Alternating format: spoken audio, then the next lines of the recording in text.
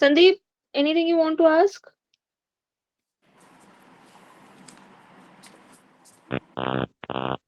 Sir, please enlighten upon, please give some focus on human-animal conflict. Okay. So the major focus is on reactionary approaches, like when animals come Correct. out, we do. So what are the long-term solutions that we should focus on?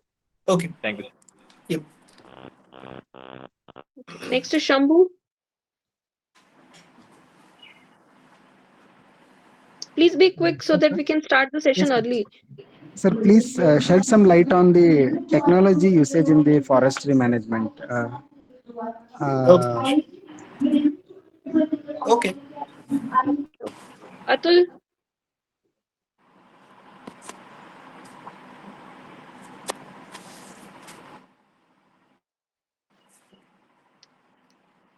Priya, anything from your side? Vinayak, Moksha, Dharveer, or we should start the session now? Ma'am, I have two queries. First, question to sir, like what are the usages of mechanical engineering and chemistry in particular? Because sir, my optional is chemistry and forestry, and my graduation subject is mechanical. So uses of mechanical and chemistry in forestry, yeah, forest conservation. And Okay. second, ma'am, to Ankita, ma'am, I have not been added into that Telegram or WhatsApp group, interview related group. Can you please add me? Sure, Harveer, can you please message me on my personal number? I'll add. Ma'am, I don't have your number, ma'am. Okay, I'll give it to you after the session. Okay? Yes, sure, ma'am. Thank you. Thank you. Yeah. Anybody else, or shall we start? I think we should start, Yash. Okay. Okay. All right. Yeah, we do have like 1, 2, 3, 4, 5, 6, 7 questions, right? So I think the most frequent issues that people have are in human-wildlife conflict. The question that Sandeep asked. So I think let's begin with that, and then we'll go on for the other questions. So a human-wildlife conflict is one sector which is probably the most challenging aspect of being a forest officer. And naturally, there are no easy solutions. And as Sandeep mentioned, that most of our approaches are reactionary, rightfully so. So what I'm going to do is I'll first list out a couple of generic precautionary approaches, and then we'll probably talk about a couple of best practices. If after that anybody has any question specifically related to human wildlife conflict, we'll address that. So let's talk about the precautionary approaches. So when you talk about precautionary approaches, what we need to do is first find out what are the causes of human wildlife conflict, tackle the causes, and then most of the time you will have the effects under control. So when you talk about causes, the number one cause for human wildlife conflict is the fragmentation of habitat, wherein we are encroaching upon the wildlife, the habitat of the wildlife, or dividing it into smaller unsustainable pieces, which is why these animals tend to come out. Number two is climate change, wherein the existing habitat of, even if it is not fragmented, of the animal becomes unsustainable, uninhabitable due to heat, due to rain, etc. This is also seen in case of habitat degradation. Say, for example, if there is still a forest, but there's heavy lopping, there's heavy illegal felling, there's a lot of interference in form of sounds, in form of monocultures around, then that is also the case.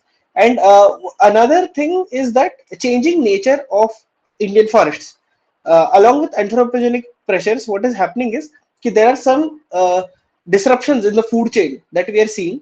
For example, in case of grasslands, what we are seeing is that due to elimination of prey base, of big herbivores, the carnivores tend to come out of the forest areas or the grassland areas in search of food. Similarly, due to erratic rainfall, due to the water holes going down, you have tigers, leopards, etc., coming out into the fields to find for water and food.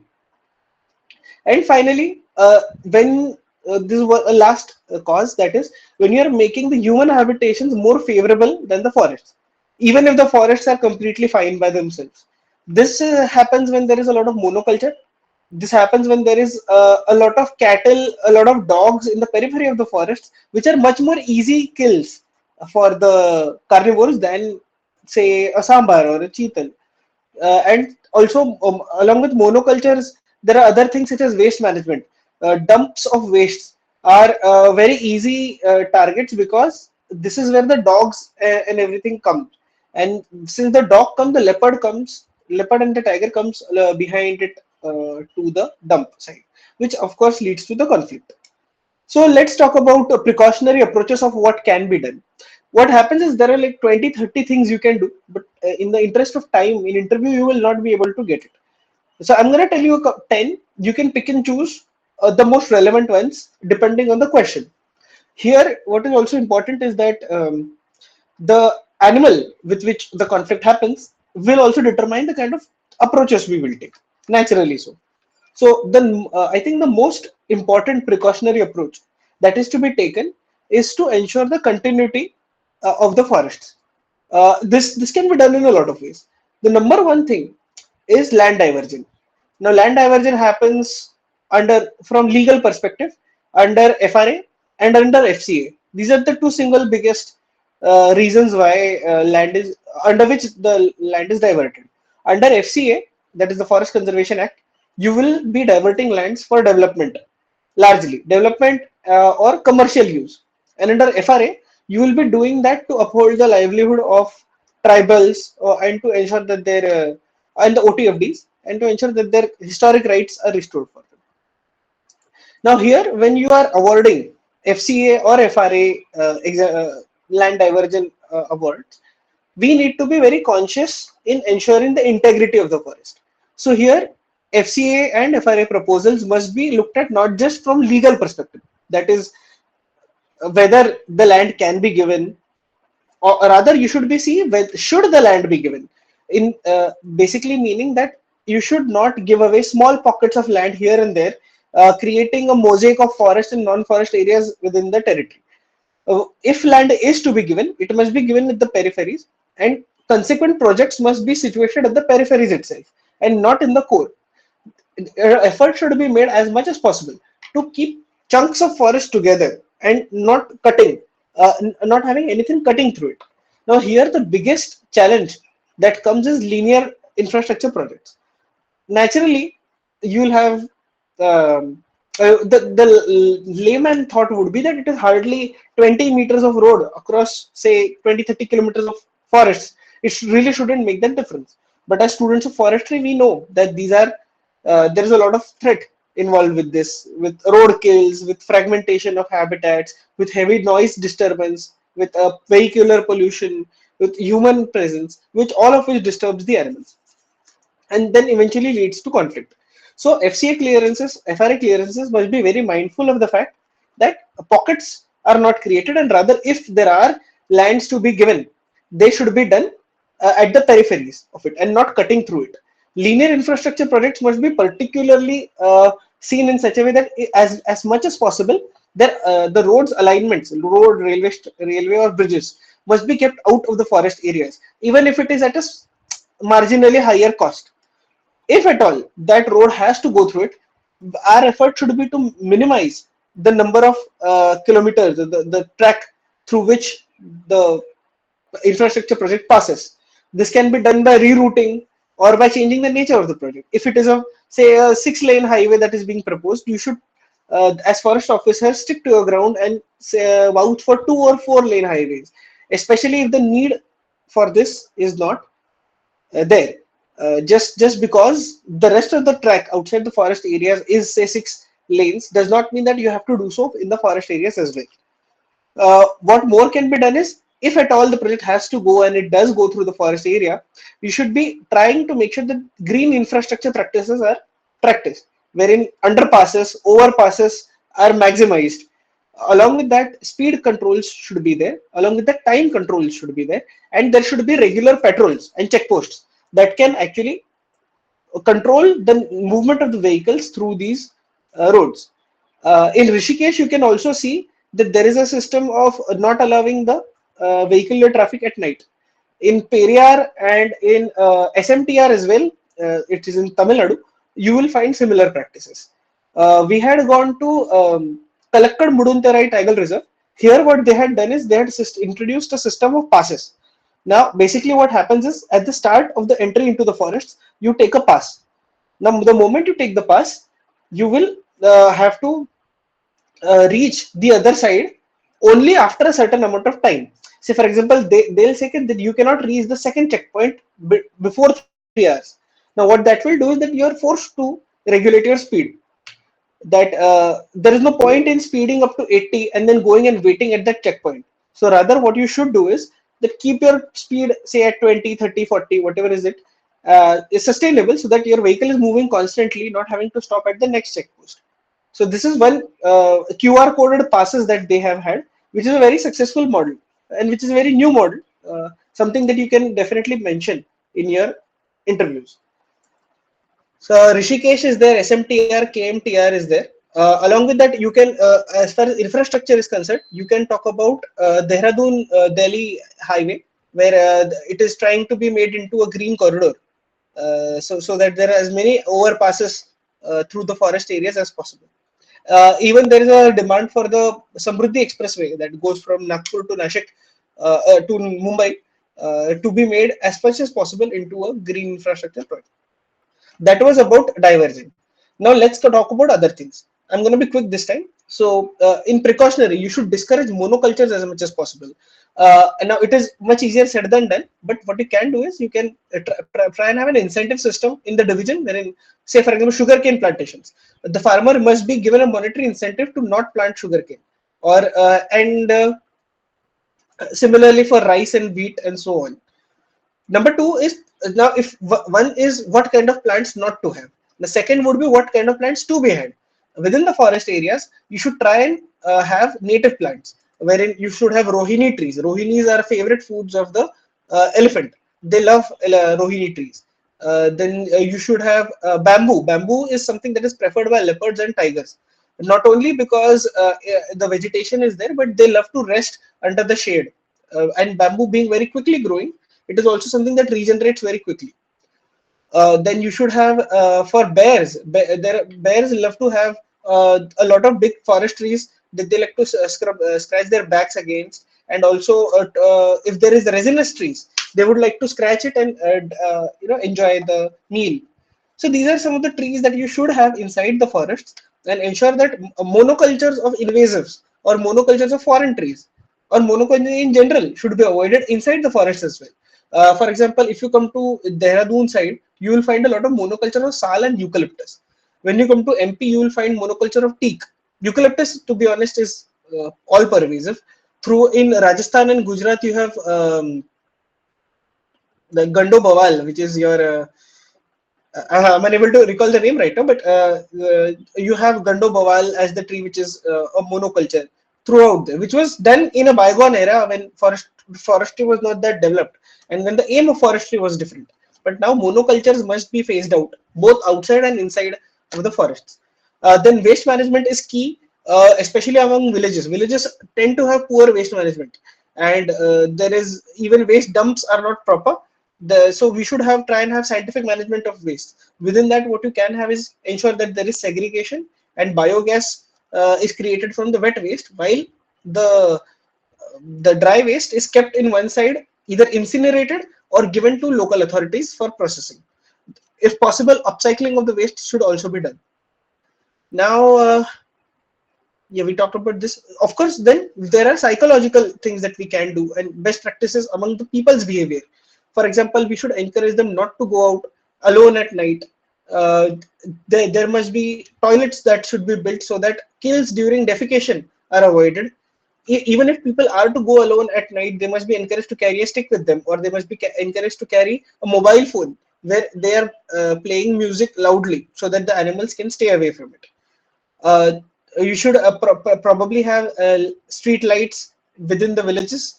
If there is a very high conflict region, particularly for elephants, night patrols are very good things, wherein youth can volunteer for night patrols, where they can encircle the villages with flames or with big lights and music, so that the elephants tend to stay away from them and their farms. Even farms are a victim of this. We had recently gone to Laldang, which is near Dehradun, near Haridwar. So this is where the teams of volunteers were formed, and they used to do the patrolling during high intensity high conflict seasons. Along with that, then of course there is corridors. Corridors are a very important part of reducing human wildlife conflict. I'm sure you all know about it. So corridors must be protected as much as possible. Regarding corridors, what Maharashtra has done is that Maharashtra has declared tiger corridors that come from Karnataka, from Kerala to north of Maharashtra along the Western Ghats. There is a tiger corridor. At one point, Western Maharashtra also used to have a lot of tigers, which in continuation with the Western Ghats. But due to human interference, tigers were swept away. But the corridor still exists. So what Maharashtra has done is now it has begun declaring patches of forests owned by the government along the corridor as conservation reserves or community reserves. Now, as I'm sure you will all will appreciate that in these days, declaration of a fresh reserve forest is very difficult because acquisition of land is a very politically sensitive issue. So what can be done rather is that existing government land or community lands can be converted into community and conservation reserves.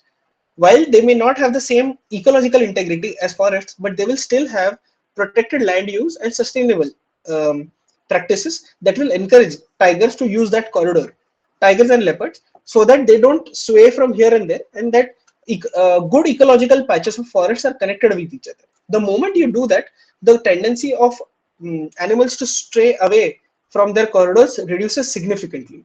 MP and the central Indian region boasts of such tiger numbers with good genetic health only because relatively the corridors are well established. There is a Kanha Pench corridor, there is a Pench Tadoba corridor, from Tadoba up to uh, Nagarjun Salam Sri Sailam through Gadchiroli, there is a corridor. So these corridors are very essential.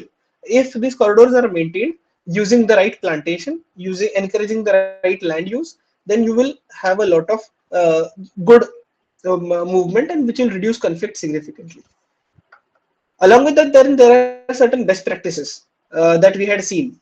In Gir, for example, in Gir you had flying squads that were in camps across the Gir National Park that were always at an all-time readiness, so that if there is a call for conflict with lions, the teams would dispatch immediately and not wait for immediately from the vicinity of the location and not wait from a centralized location.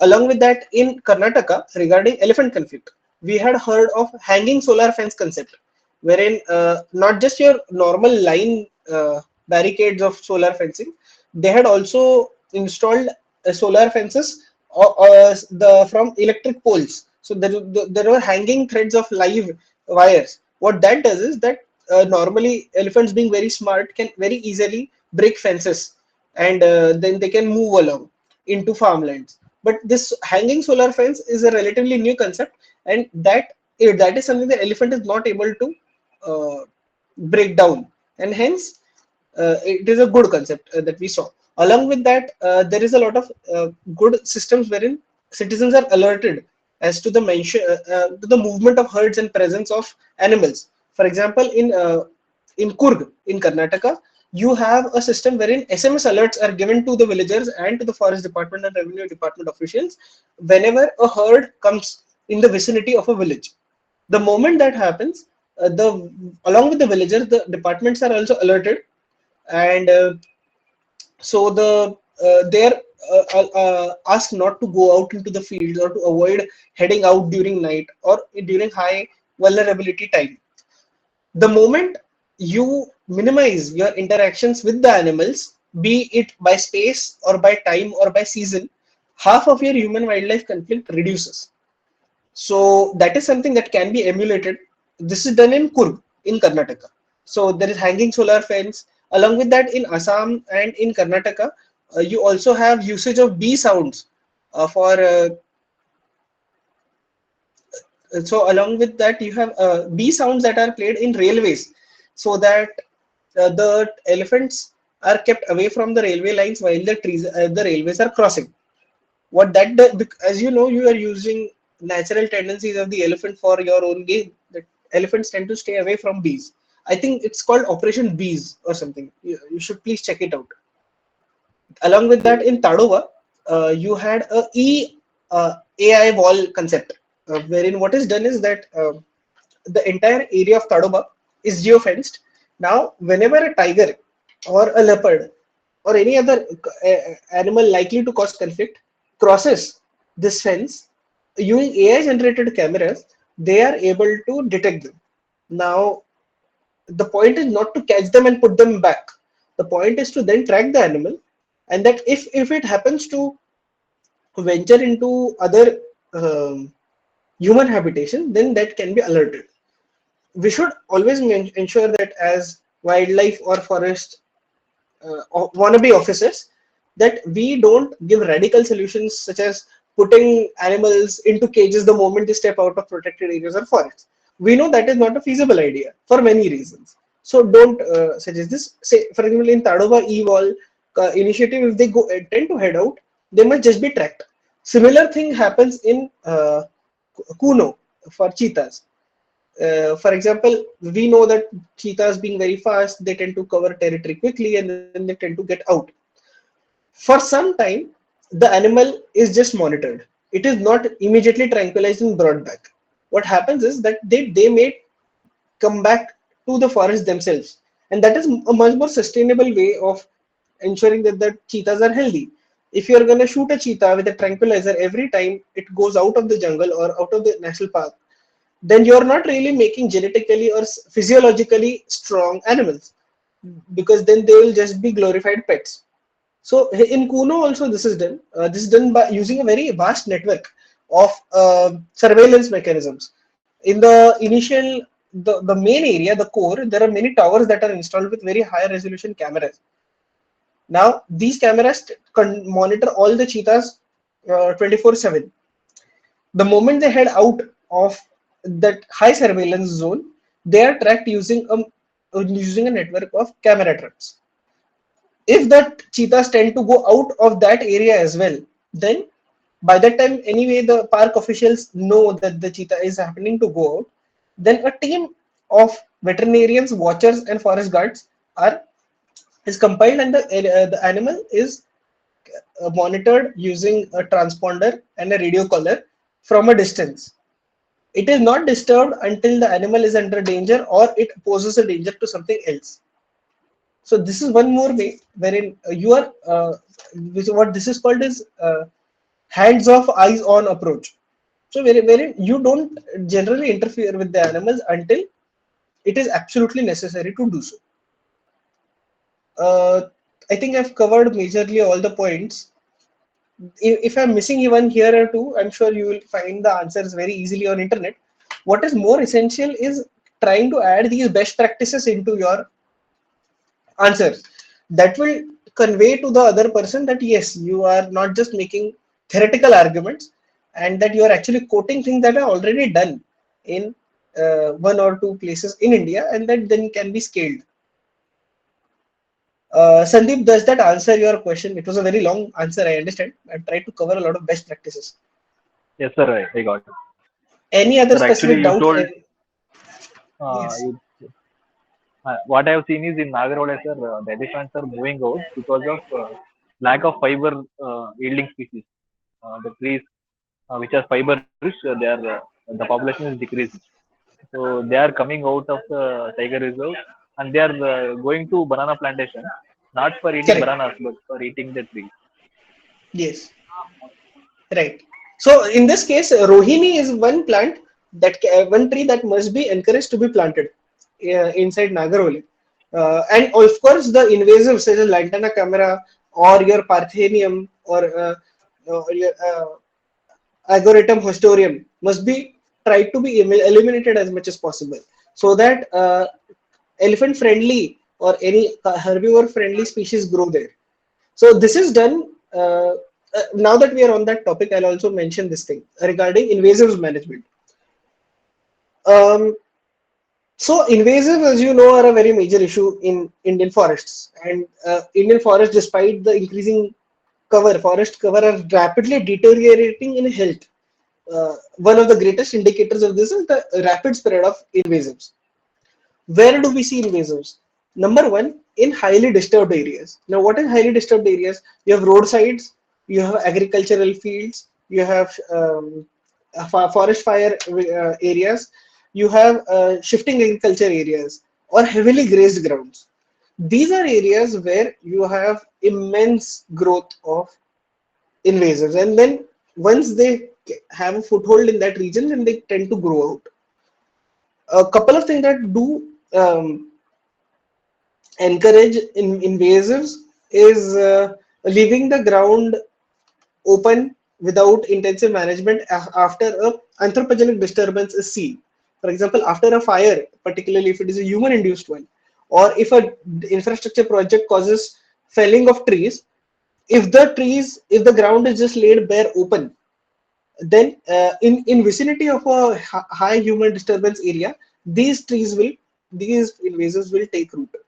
So we need to be very careful, and that as much as possible, it should be done that spraying of seeds of native grasses is very important. Elephant grass is there, lemon grass is there. There are many types of grasses that can be encouraged based on the habitat. To patera grass is there, which allows barasingas which barasingas love to be in. So which must be encouraged so that the invasives don't get a chance to set their foothold. If they do set a foothold, it must be scientifically eliminated. Just cutting lantana camera does not work. I'm sure you all know that. There is a system known as the cut rootstock method that needs to be applied to ensure that the lantana camera areas don't get reinfested with the problem. In Panna and in Tadoba, this was a major problem where within the core areas, villages were relocated. Now, what happened is the villages were relocated, and in that, instead of the village from the core areas, to make sure that grasslands came up for the uh, tigers, for the herbivores, and naturally for the tigers. Now, what happened is in couple of sites they were left unattended. The regions, in the hope that now that the village is gone, that the grasses will grow by themselves and herbivores will come. Normally that happens, but since it is a very heavily disturbed area, what happened is before the other grasses could come up, it was the invasives that took root, and then it was as good as useless, the land. In Panna and Tadoba, what they did is that they intensively managed these grasslands. The moment the villages went away, they were planted intentionally with grasslands, with grasses, and soil and moisture conservation works were done. And it was ensured that if there are any invasives, they're eliminated so that they don't affect the other grasses. There is a village in Tadoba known as Palasgaon, which was relocated, which is considered to be a success of village relocation program.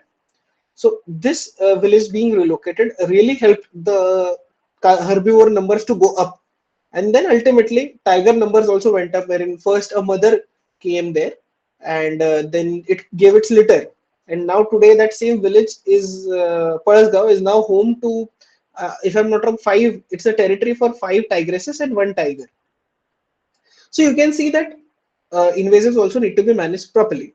And if it is not done, what happens is, as is seen in Bandipur, in Nagarhole, then the elephants tend to come out of the region because invasives are taken over their original homes. Yeah, that was it from my end for human-wildlife conflict. Any other topic or any other question on this, I'll take, or we can move to the next questions.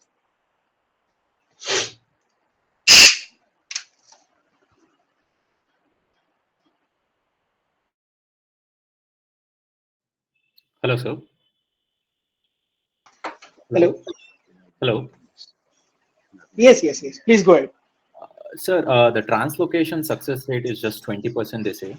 So, what are your opinions on this, sir? Like, translocating elephants from one place to the other place, especially in Karnataka, that happens where they try to take the elephants from Karnataka and try to leave them in the tri junction of Tamil Nadu, Kerala, and yes. Okay, I'm I'm not very sure about the figures Yep. of the translocation. So because I myself have not read them, but I'm gonna take them for face value, and let's see why that may happen, right? So translocation of elephants, any elephant or any animal for that matter, tends to have a homing tendency. Now, homing tendency is basically if there is a particular place that the animal tends to make its home, and if it is for some reason taken away from that home, then the animal tends to come back to it. This is seen in tigers, this is seen in leopards, this is seen in elephants. In fact, this is also seen in cobras, which is very surprising. And this is a very new discovery. We never thought that snakes also had a homing tendency. Now, what happens is uh, the translocation fails a lot of times because now the new place where you are putting these elephants in may not be ideal, and more often than not, they are not ideal because in India, we are very good at capturing the animal, but we're not very good at what happens later. So what happens is, I'll tell you a very practical reality. If there are, say, I am the DFO of Nashik, where I am from, and there is a very persistent leopard conflict in Nashik. What I'm going to do is, because I am the DCF here and I found the leopard in my area which is creating havoc, I'm going to capture that leopard and then I'm going to put it in any random spot outside my own division. Any random spot where people don't see my team doing so, and where at least for a couple of days the leopard will not be seen. After that, what happens to the leopard is not my concern. Now, this is what happens in the field, unfortunately. Similarly, in elephant's case, as we all know, the tri-junction of Nilgiris between Tamil Nadu, Kerala, and Karnataka is a very heavy elephant conflict region. And naturally, the translocated areas, if firstly thinking that this is an unscientific translocation, what happens is if there is an elephant that creates problems in one division, it is simply taken, captured, and left into some other border areas, because then uh, it will no longer be a problem of my department as well. In fact, unfortunately, it is departments that encourage to do that. That if they cross the border, then no longer my problem. So basically, this is the not in my backyard problem, right? As long as things are not in my backyard, I become a conservationist. I am a very strong animal rights supporter. But the moment it happens in my backyard, then I tend to become anthropocentric, and then I don't want things to be a problem. So translocation fails because of one major reason being that unscientifically planned rescue release places. What happens is these elephants uh, are released in places where they are not conducive, where the food or the fodder is not adequate, and when there may be a lot of human wildlife conflict already. Number two, translocation in the transport itself, there is a lot of unscientific practices that are followed. The way that you are capturing the elephant and the way that you are loading it into the vehicle is very critical. Now, I'm sure you understand that the elephant is a massive animal. The elephant is 6,000 kgs. 6,000 kgs is an unfathomable number. So I'm talking about an adult male elephant. Now, if that elephant tends to fall on its place, especially if it is sedated or tranquilized, if it falls on one side, it is very likely that it will injure its ribs. And the moment that it injures its ribs, the ribs may tend to puncture into other organs, and it's very easy to understand what will go on there. So NTCA and Project Elephant and all have very strict guidelines as to the kind of method of transportation of elephant that needs to be done.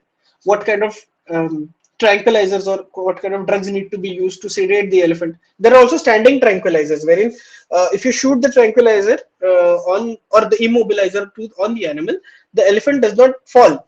The elephant rather remains standing in a very what you can say slow mode, and it does not do anything. But if it is nudged along a certain direction, then it will simply walk, but very mindlessly, and will be very calmed. Then the usage of kumki elephants is done for ensuring that the elephant is put into the vehicle as is needed. At that time, what happens is the wild elephant often gets into the conflict with the kumki elephant, and one of the two is injured. This is a very high occurrence. Number two is how you are actually putting the elephant into the vehicle. Now, if you are not properly, if the tranquilization is not proper, and if there is no standing sedation and you're just trying to push the elephant, somehow the elephant will resist like anything. Ultimately, it's a powerful beast. Now you need standing tranquilization, and you also probably need cranes. And also how the cranes, the harness of the crane is put on the elephant makes a major difference. If it is unfortunately tight at the wrong places, it may tend to put a lot of pressure on the elephant's organs when it is lifted using a crane. Even on ramps, because the elephant's legs are a very um, solid piece of meat, then if you are trying to pull it, and at that time if the elephant is not cooperating with you, it may happen that the legs of the elephant may push into its own heart, and that causes a lot of stress to the elephant. Speaking of stress, if the translocation is not done properly, if the elephant is not calmed down before putting it into a transport cage, what happens is it gets under a lot of stress. It will try to come out of the cage, or out of the vehicle, and if it is unable to do so, its heart rate goes up, and then the body heats up, it tries to injure itself. So there are a lot of such things that happen during translocation, due to which the success rate goes down. And also, I'm quite sure you know that this elephants are very social animals. If they are pulled away from their herd, be it from their mother or otherwise, then they tend to get very distressed, and then that also psychologically is very important, because then the body heat goes up, or the stress or the heartbeat goes up, and that makes it vulnerable to diseases and to injuries. Even a small injury at such a point can cause very heavy mortal damage. So I've said a lot of things. You don't need to know each and every of this, but an overall idea you can give that. Number one, that where they are released, how they are transported, and what is the condition of the elephant while it is being transported or translocated. So this is very important. One important thing that does here is that soft release is one concept that is done. Soft release is something that if you are releasing an animal into a wide area, which is it has not been before, uh, it is first sent to a small simulated area where the entry and exit is controlled, and there is a nice fodder and there is good vegetation. The elephant stays in that area for some time, gets accustomed to the new region, and then it is allowed out into the wild.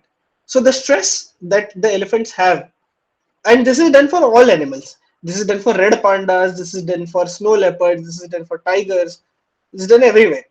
So the even done for cheetahs. So this is one good best practice.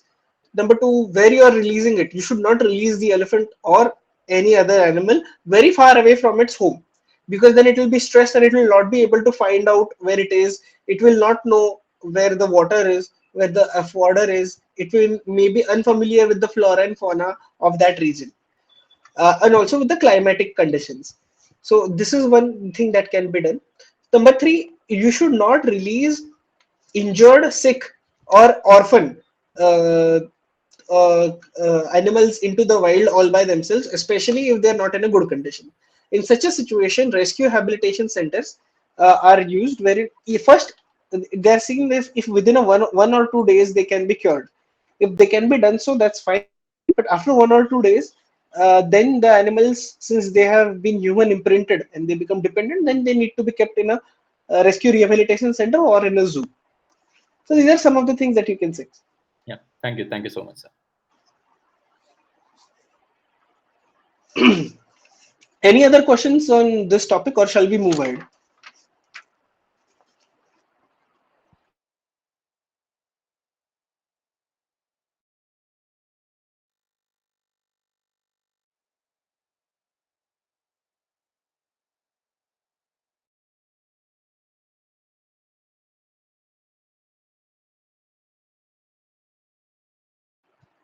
Okay, I don't think there are any questions. Kavya, shall we discuss your question now? Yes, sir. Okay, so the question was ethics of zoo and about Vantara. Let's first talk about the ethics of zoo. Uh, so after 1990s, when the Central Zoo Authority was established, zoos have gone a massive change. Gone are the days where the cruel image that zoos had, and rightfully so back at that time, holds true today. Today zoos are a very different concept altogether. So zoos are basically serving a couple of purposes. I'm sure you all know that. Number one being that they act as agents for ecological education for kids, for adults.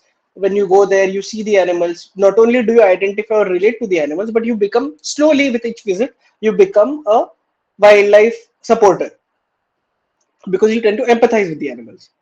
Number two, zoos are areas which is probably the most relevant to our topic, where rehabilitation happens. Now, what happens is that these are places where orphans or injured or old or diseased animals are kept. This is where their life expectancy increases significantly, right? So what happens is, if say for example tomorrow, with the very famous leopard case of Bangalore, right? If the leopard was injured, it would not be wise to release the leopard after into the wild upon capture. They're either sent to a rescue rehabilitation center or to a zoo. The difference between a rescue rehabilitation center and a zoo is that in zoo it is open to other visitors, and also that it is a little more what you can say aesthetically managed, and that the public facilities are better. In rescue and rehabilitation center, the whole and sole focus is to store to keep the animals there for a short period of time until it is decided what to do with the animal. At times they're also kept for a very long period, but that is generally due to lack of facilities to restore the animals. So now the zoos act as places of refuge and of rehabilitation for these animals. Thirdly, research.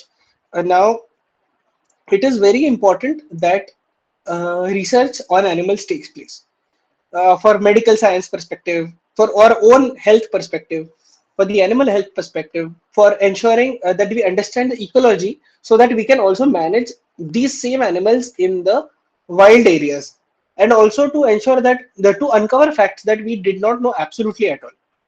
So the easiest place to conduct research on animals is zoos, because the researchers can do it from very comfortably without going into the forest and having to track down the animal every time you need to do some research.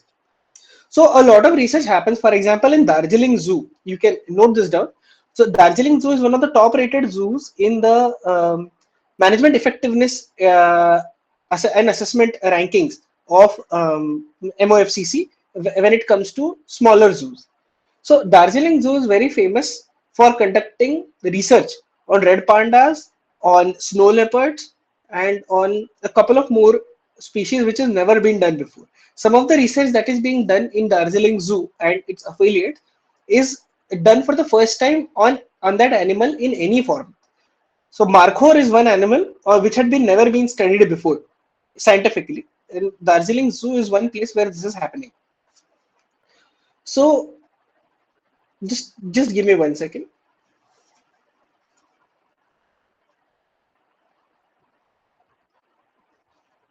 So yes, Darjeeling Zoo is one place where this is happening. So research is a very important aspect.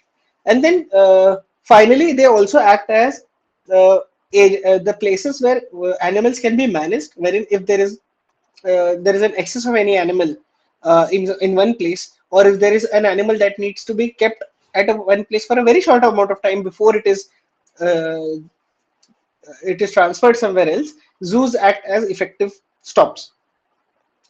Now, ethics. So now I've explained to you why zoos are important. The most important one from our perspective, as for wildlife manager perspective, is that they act as refuges for um, these uh, these animals which are either injured, diseased, orphaned, or old. Right? These animals in the wild would have been dead for sure. Right. One more thing being that certain critically endangered species are only properly preserved today in zoos. There are many animals like that. The varieties of tigers, for example, in Southeast Asia, are only available in zoos these days. Then you have snow leopards. Snow leopard population is now finally recovering, but at some point was very low. And zoos acted as very important places for being refuges of saving this biodiversity. red pandas in Darjeeling, similar case. So these some of the animals are only possible to be saved in zoos because the forests are no longer conducive for them, and also because their number in forests is very low to form a sustainable population. So this is why zoos are needed. Now, if you are to talk about the pitfalls of it, naturally keeping a wild animal inside a um, closed environment is cruel. There is no doubt about it. But then what kind of animal are you keeping there? These are the animals which otherwise would not have survived the wild. So they are being kept there only because in the wild they would have been killed. So better within a constrained area than to die. Number two, there are instances of cruelty or of inhuman would not be the right word, unhospitable conditions for the animals. While this is a very valid argument and this is sometimes happens in our zoos, but the CZA is very stringent about these zoos, and in the recent years, a lot of zoos has been shut down because of this. So now the growing regime of zoo management is such that zoos which are not able to take care of animals properly are being shut down. So maximum effort is being made to ensure that the zoos are hospitable and friendly for the animals. Now, speaking of friendly, the one more thing is that the argument that is raised against zoos is that the animals are in a artificial environment and they don't feel at home in this. So here, while this was a valid argument a couple of years back, nowadays if you go to zoos, you will see that very scientifically managed enclosures are created. I'm sure if you guys are in Delhi, I would really request you to go to Delhi Zoo and see what happens there. So the right vegetation is planted based on what the animal likes or does not like, whether the animal needs water, uh, and in what form. Some animals prefer shallow water, some animals prefer swimming in the water, so they would need deep pools, and some animals can do without water. I mean, without bodies of water. Then some of them are the very social beings, say the big cats or the elephants, are somebody who need some kind of engagement. Basically, just keeping them in a pretty place will not work. They need to be occupied. So now what happens is there is something known as enhancements that is done in the enclosures. So what enrichments, my bad. So this the places are enriched by, for example, in a big cat enclosure, you will have a big trunk of tree that is placed, or you have a lot of rubber tires, or you have some small baits that are tied up from the wall or something that are showed to the big cats, and then they tend to use their wild instincts to attack the tire or to attack the bait. Food is presented to them in a more of a challenge form. They're not given food in a platter, they are given food in a way where they would have to fight for it, or they would have to do something more for it, so that they're engaged. So all of this must be done, and just give me 1 second. Ankita, can I call? I'm getting a call, I'll just take the call in a minute. Sure, sure, sure.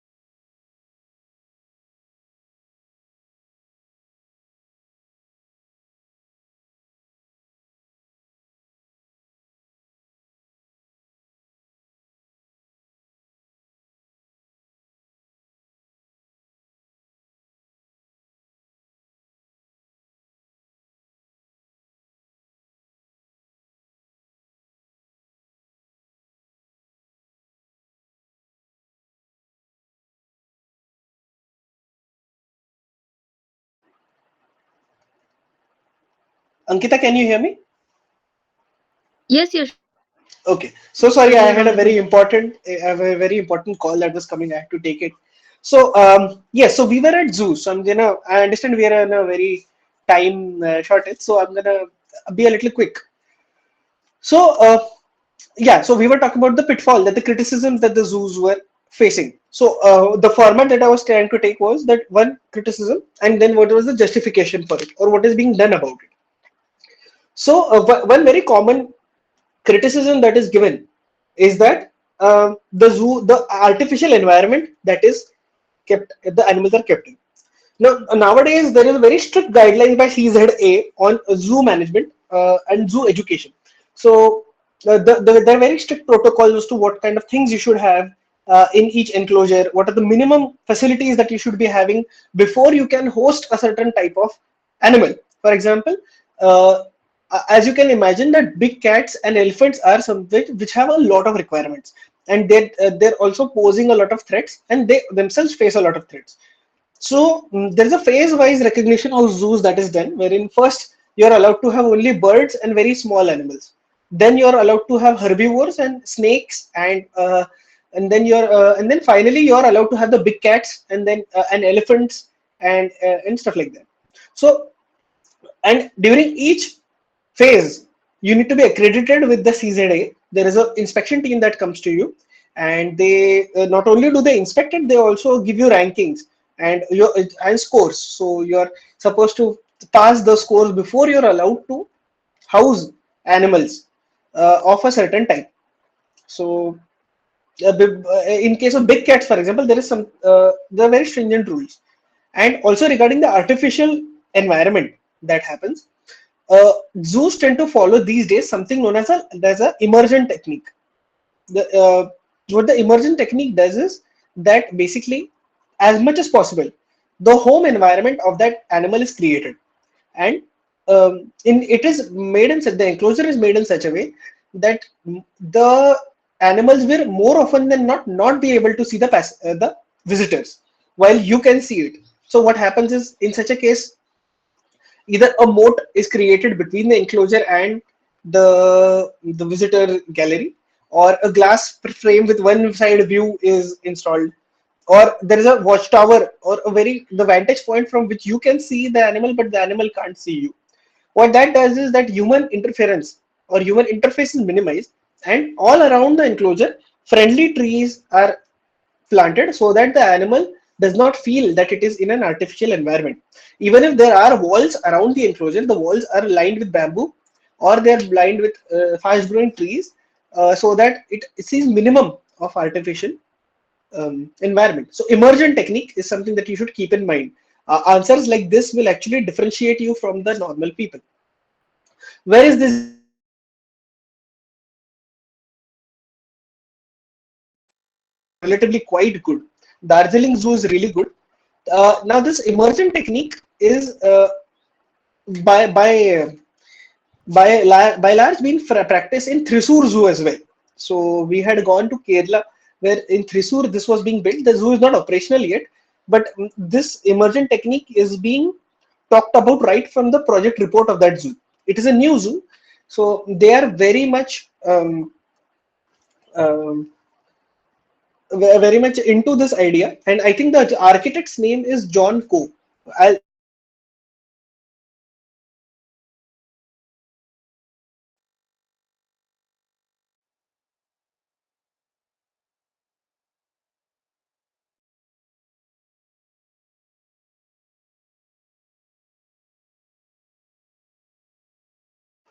Yes, so the name is Landscape Emergent Technique by John Coe. JOHNCOE, John Coe. So this technique is very important because, as I said, that it creates an environment for our for the animal to feel that it is not out of place. So these are the usual things that about their mistreatment about of the animals, which is a common criticism. So these days, having a veterinarian, a qualified veterinarian, at least one, is absolutely essential for the zoos, who should be available at the zoo at all times. More often than not, the residence of the veterinarian is also inside the zoo premises. And in good zoos, there are two shifts in which this veterinarian work, and all the zookeepers and all the staff are very well trained, and the mistreatment is very rare. And these days, the human interference is minimum. Even among the zookeepers, they are allowed only one person who is familiar with that animal is allowed inside the enclosure if he is to clean the enclosure. And cleaning is also done very frequently. And not only is cleaning done, even fire is used to sanitize the the enclosures, especially the living the enclosures of the animal. So these things are what makes zoos these days much more acceptable and much more ethical than what they were before. So this is very important. And other things such as now they're also trying to maximize the interface of the people. So the animals, if Delhi Zoo celebrates the birthdays of animals as a measure of creating a bond between the people and the animals. There is another thing that Dehradun Zoo and a lot of other zoos also allow for uh, donation, wherein you can adopt the an animal. Adopt in the sense, what you do is basically you pay a certain amount of money every year for a fixed amount of years for the upkeep of the animal.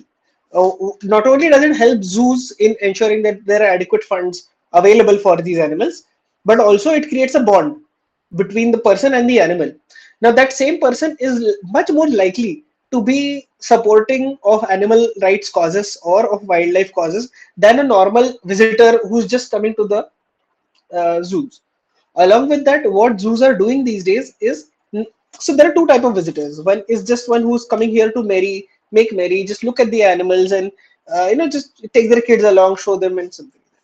There is one more kind of visitor, which is basically who is environmentally conscious, who is uh, who's also like who knows about the animals. So something is done even for these guys. So Sanjay Gandhi National Park and Katrat Zoo in Pune tend to organize treks or organize walks around the zoos along with a curator. That curator or a guide will tell you a lot more about that animal than what a normal visitor would just come and see, and that creates a lot of interest. So a lot of kids are shown that a lot of kids are taught bird watching, or they're taught about birds in general. And there are a lot of activities that take place, coloring competition, painting competition, that the zoo itself does based on some of the animals that it encloses, that actually creates the bond between the people. And this is very important. So the, these are examples that you can mention. And regarding bond, I think, yeah, I think that that's majorly it. So these people would be much more environmentally and ecologically conscious. Now about Vantara, I'm not very well read on this matter, because there are a lot of information and misinformation that is going around. I'm sure you will find the features of Vantara online, so I'm not going to comment on that. Like, there are a lot of state-of-the-art facilities that are installed inside Vantara. I am told that there is a jacuzzi for the elephants. Now, all of that is obviously from a zoo manager's perspective, it's a good thing to have, no doubt about it. And for the people who are saying that this is not how animals should be, are missing the point of zoos. The fact that the animal is already in the zoo means that the animal is out of its home place. So to say that the animal is meant to be in the forest is like a redundant statement, because yes, it is supposed to be in the forest. It is in the zoo only because of a specific set of circumstances. Now, regarding the facilities, so all the facilities that it has are largely good, no doubt about it. The problem is twofold. One, whether or the legal aspects of the acquisition of elements are good. The legal aspects are slightly dubious, but I'm not sure whether you should be mentioning those in the interview. If you have Supreme Court orders or High Court orders, um, or you have reports of very well reputed newspapers, only then should you comment negatively about Vantara. Wherein there are allegations about wild elephants being captured and then transported from Tripura and from Chhattisgarh, and also about leopards and tigers coming from Maharashtra. But you should be very careful while you are quoting these, because a lot of them are hearsay, or they may not necessarily be established facts. So be very, very careful when you're talking about the negatives, especially regarding to the legalities of the project. The number two aspect that is being criticized about is that does that take attention and resources away from conservation of animals in the wild? And would it be better to invest those same resources in nature? I am being a forest officer. I am always in favor of nature-based solutions, wherein for me the value of now this is a controversial statement. Please don't say it in the interview, but just for rhetoric's sake, the value of two tigers in the wild is much more than 10 tigers in the zoo. Because naturally the tiger is much more than a tiger. It is at the top of the ecological pyramid, and that it performs a lot of ecological services, which makes it more than just one megafauna, but a critical part in a big ecosystem. Now, if the resources were to be, if there was a specific choice that was given regarding whether the resources should be kept in wild or on vanity projects such as Vantara, the natural answer should be nature-based solutions. That is, the project should be invested, the money should be invested in creating a better natural environment in nature for the animal.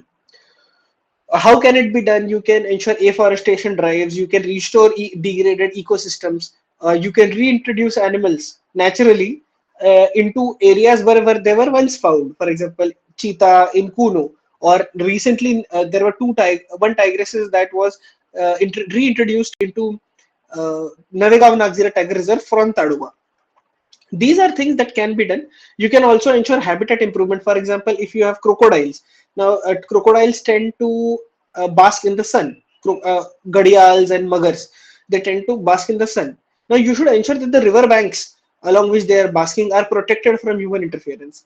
In Bhitarkanika, for example, for the in saltwater crocodile, they ensured that a inviolate space was created along the rivers and along the coasts, which ensured that the project was a big success. And today, Bhitarkanika in Odisha is a big name when it comes to saltwater crocodiles. So these are the projects which can be better actually, which should be invested in rather than vanity projects. But at the same time, if if the money is to be spent by a corporate or by a CSR activity, and that we as policymaker don't have a lot of say into it, then our efforts must be as administrators to ensure that the projects that come up are as legally sound and compliant as possible. You cannot tell Reliance what to do or what not to do with their CSR money. That is their own money and they can spend it as well as they please. The only thing you can do is slightly nudge them into more ecologically friendly practices and ensure that they are legally sound, whether that the animals coming into the zoo are not illegally traded or illegally captured. If I was a government servant, if you are asked whether say 200 crores should be spent in this way or that, then your answer should be nature-based solution. So be very nuanced when you're talking about Vantara. How we spend that money is not, firstly the money is not ours. Number two, if they're legally sound in what they're doing, then there is not a lot of things that can be done about it. And number three, that people should be made conscious that nature-based solutions are the best way to conserve a species, and that zoos or rehabilitation centers or conservation breeding centers are merely a cheap substitute for what the nature does, and that people are not misled into believing that the facilities of Vantara are somehow better than what they get in the forest, because that was what went on in the news. So, and that ultimately it is the wild areas or the wild wilderness that the animals must be familiar with, and not jacuzzis for elephants. So yeah, I think that was what I had to talk about Vantara. Any specific question, Kavya, about this? Hi, sir. I read in one of the news article where the location of Vantara is beyond the habitat of elephants, where elephant could live naturally. So if that was there in one or two article where I read.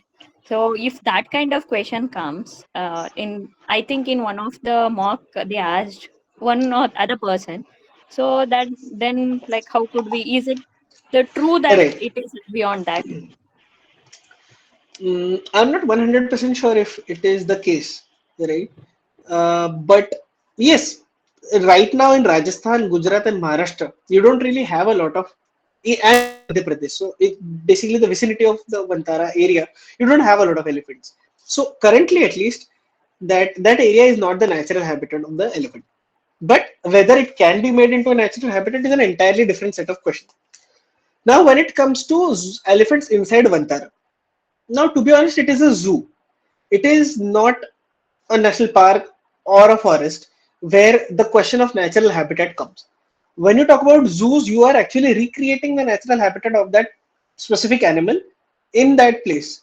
So if the recreation is largely correct, I don't think there is a major issue of having the elephant in a zoo inside Gujarat. Because when you talk about in similar situations, when you come, you will see that in government-owned zoos as well, government-operated zoos, you will have a lot of animals which are outside their natural habitat.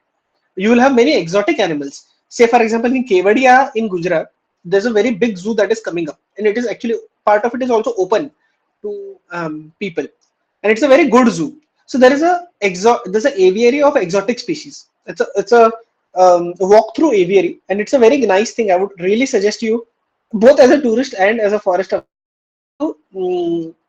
at least Google about it.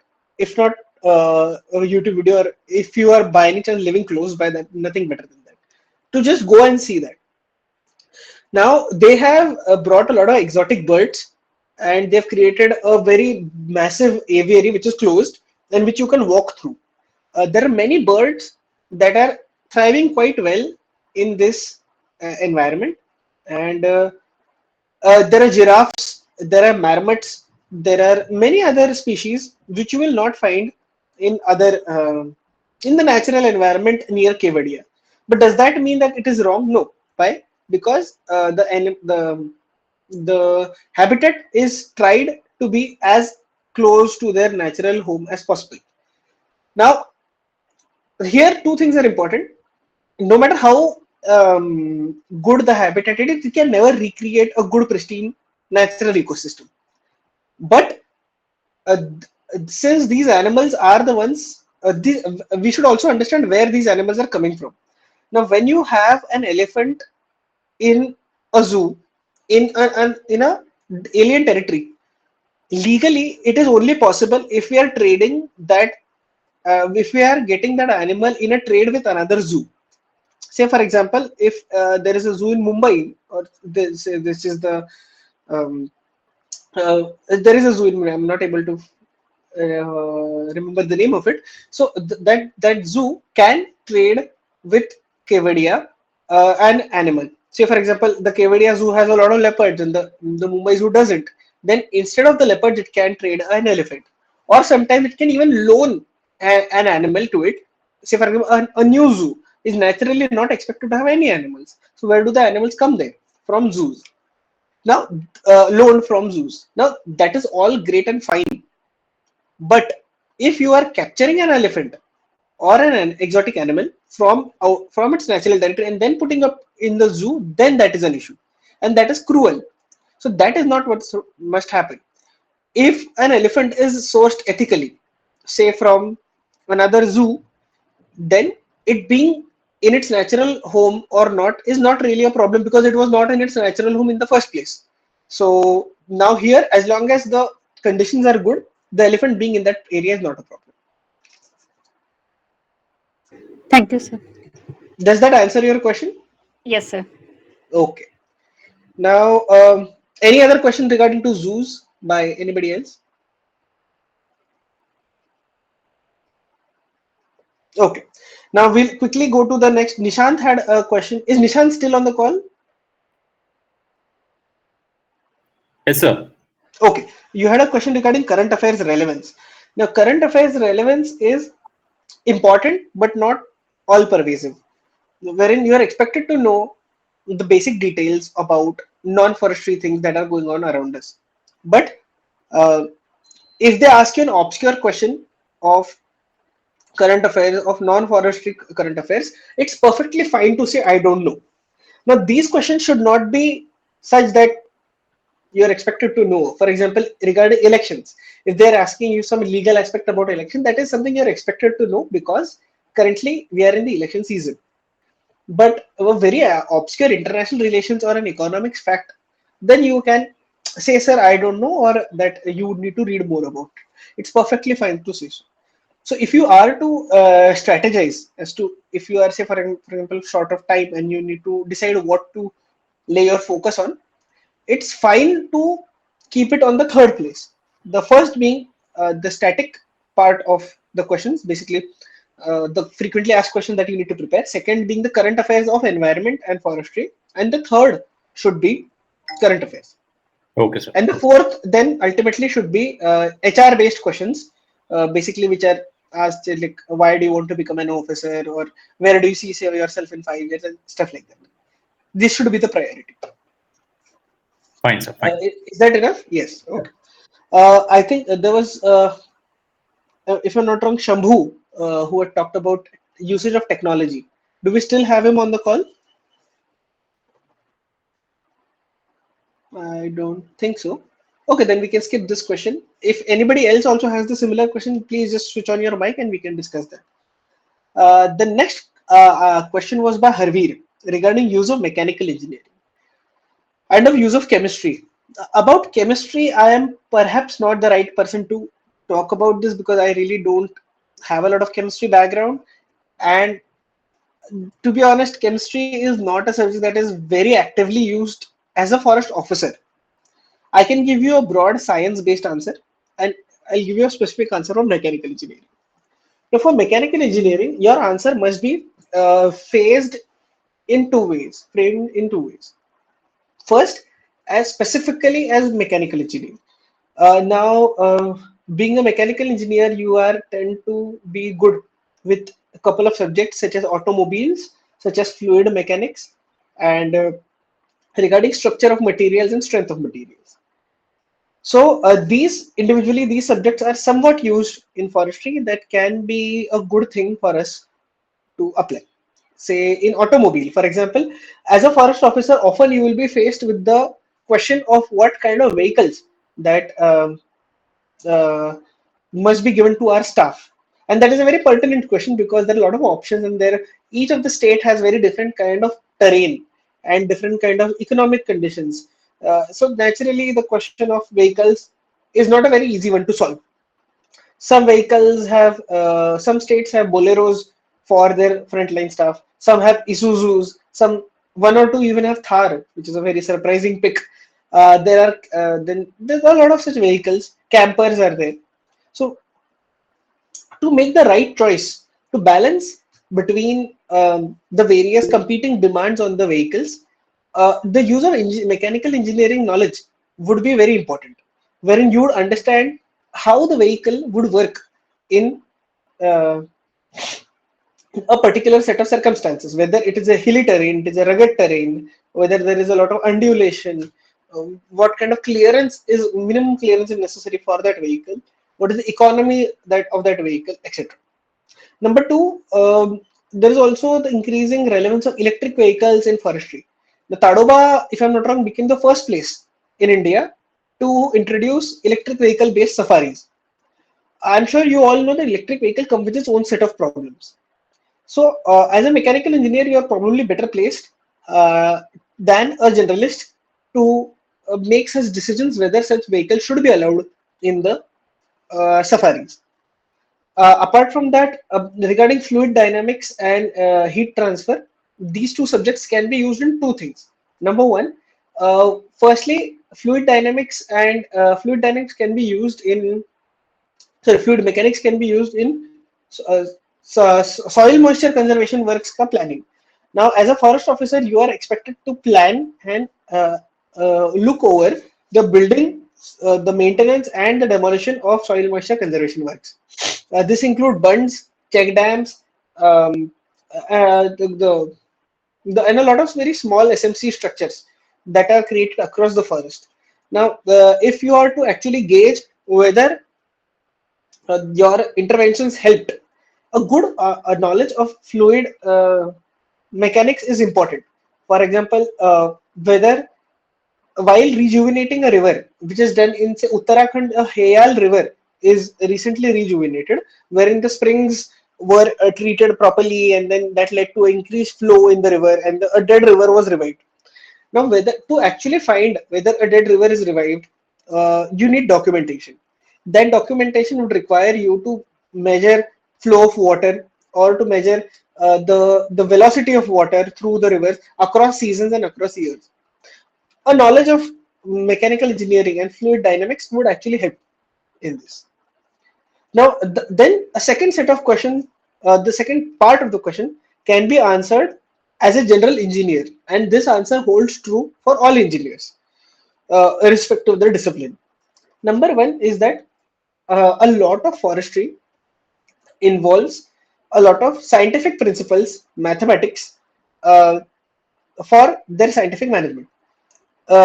Examples of that include forest mensuration, for forest biometry, then RSGIS, and wildlife management. So all of this involves a lot of mathematics, involves a lot of statistics.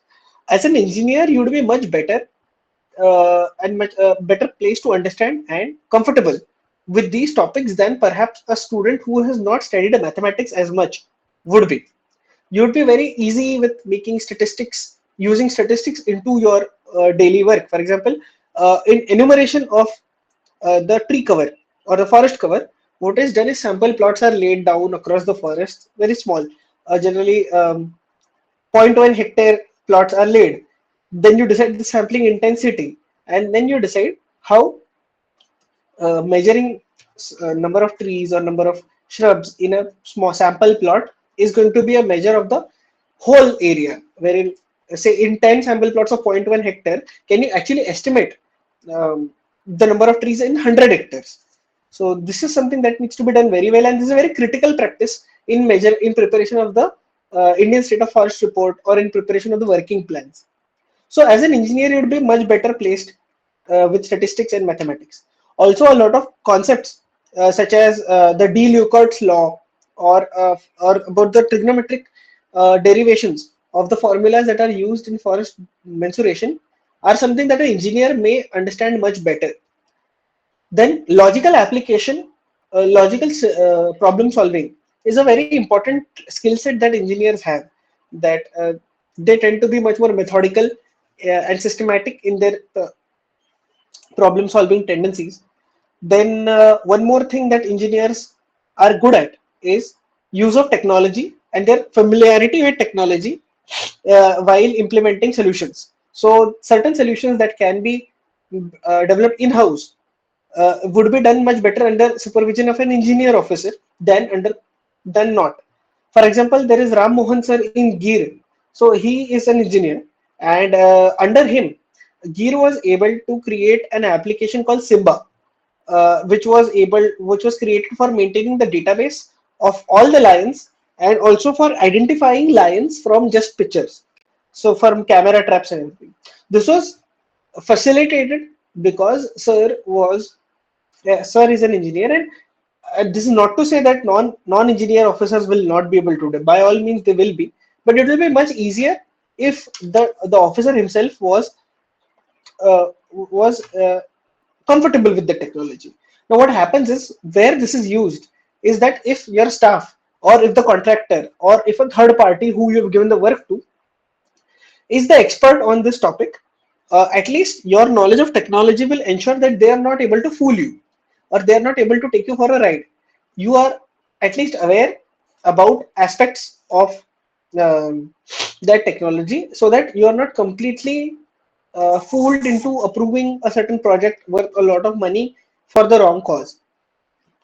And particularly, engineers are also better when designing things. So design of your watchtowers, design of your quarters, design of a lot of civil structures is done much better by engineers. Now, this is not the main work of an officer, but what happens is, when as a DCF, the project proponent or the civil engineer will first come to you with the plans. Now, you are much more likely to understand the use of this project than the engineer himself. So you are able to give very nice suggestions and pinpointed advices, and also able to identify the flaws in the design created by a person who is an expert in his field but does not really know a lot about forests or wildlife. For example, the design of rest houses or the design of anti-poaching camps is something that they may not understand properly, but you do because you've lived in these areas. And as an engineer, you are able to relate and bring a lot of solutions that you've done in your engineering. So these are the twofold answer to the question. Now you're supposed to obviously make it much shorter and brief, but I'm giving you, explaining it to you in a slower format with a lot of explanation so that you understand this. So use of technology, use of mathematics, use of statistics, use of logical problem solving are some things that will help an officer if he is an engineer. Chemistry, I'm not very sure of. I think Ankita can connect you to another officer who has chemistry optional. He is our batchmate. He would be in a much better position to explain this. Sure, sir. So Thank yeah, you. yes. So yeah, I think I have covered the questions that were raised to me at the start of the session. If Sir, there are any other questions, sir, yes. please give brief insight about like general use of technology in forest conservation or management. Okay. I'm just gonna give you small keywords. So for example, you can break it down into headers. First header would be protection and surveillance, right? So your forest or your wildlife area can be better protected and surveyed using technology. Now, which technology will be used in this? You can use drones, you can use camera traps, you can use satellite imagery using Google Earth. Then you can use alarms for detecting intrusion. You can use CCTVs and AI-based cameras. Uh, uh, yeah, so so for ensuring that your area is not entered by the wrong people or is not encroached or is not the land use does not happen there. So this is something that even without you yourself going into that area, you are able to detect. And also regarding more about protection, so a better technology such as if communication in forest is improved, then protection is also significantly improved. So use of satellite phones, of walkie-talkies, of internet-based messaging, be it anything, social media like WhatsApp or Telegram, can also be done wherein if there are places in the forest which are otherwise inaccessible for mobile networks, by using Wi-Fi in rest which is a very common thing that we do in rest houses, you install Wi-Fi so that if there is any communication that is to be done, of a forest officer in remote areas can go to those rest houses and then connect with the rest of the world. So these are the things that can be added in protection and surveillance. Next, you can talk about medical science, basically medical science and biotechnology. So basically, technology such as biotechnology, such as CRISPR-Cas9, and etc., can be used for making better uh, medicines, for making better vaccines, not just for wild animals but also for domesticated animals, so that they do not pass on the diseases to the wild animals. You can also use tissue culture of genetic engineering and your simple horticultural techniques to ensure that better breeds of trees are created. So you can use clones of good trees. You can use genetic engineering to create a cross between two varieties of the same species with desirable characteristics. So that was about use of biotechnology and medical science. Also, medical interventions can be used to ensure that the treatment given to animals is better. For example, in Gir and in Tadoba and in Sanjay Gandhi National Park, these days you have state-of-the-art medical facilities for the animals, wherein very specific surgical instruments are developed using technology, using 3D printing, to ensure that the surgeries that are done on the animals are as least invasive as possible and have highest success rate. So that was about medical science and biotechnology. So we covered protection, we covered biotechnology. Now let's talk about use of AI. Now, because that is a very common thing we hear these days. AI is used in a multiple ways. Now, when I talk about AI, I also mean machine learning. So, when you talk about these, so I'm sure you all know about M stripes, which is used to identify the uniquely identify each tiger by its patterns. Similarly, Simba software is used in Gir National Park for lions. Both of them used machine learning and AI. In Tadoba, I previously mentioned also there is a e-wall that is created to ensure that these tigers or leopards going out of these areas can be detected quickly. In Madikeri in Karnataka, you have these AI-based applications to track cameras to detect elephant herds. So if the elephant herds are used, then you are seen, then they can be tracked. Then we'll come to drones. Now, drones is a special thing because probably that is the most new technology that is used on a very large scale. Now, what can you use drones for? Number one, you can use drones for surveillance, wherein before your staff member can reach a particular area, you can send in a drone to find out what's happening. This is important for fire management. This is important for encroachment prevention. This is important for finding out about animal kills, road kills, and a lot of things. So surveillance, and also very important for doing a survey of plantation sites. So sending a drone will give you a third's eye view of the plantation site, bird's eye view of the plantation site, and help you better manage the plantation. Say for example, you have to decide the location of the plantation. Having a satellite image or a drone image is very critical to understand whether the site is ideal or not. Further, as a superior or rather as a senior officer, it would be nice to use drones to supervise the plantations. What happens is often because the DCF or the DFO is bogged down in meetings in headquarters, so he cannot go to field as much as he would like. But having a drone, we can ensure that he can supervise a lot of plantations sitting from his office, and they can check whether what is the growth of the plantation, whether the number of trees have been planted or not, because that is one place where a lot of financial irregularities happen.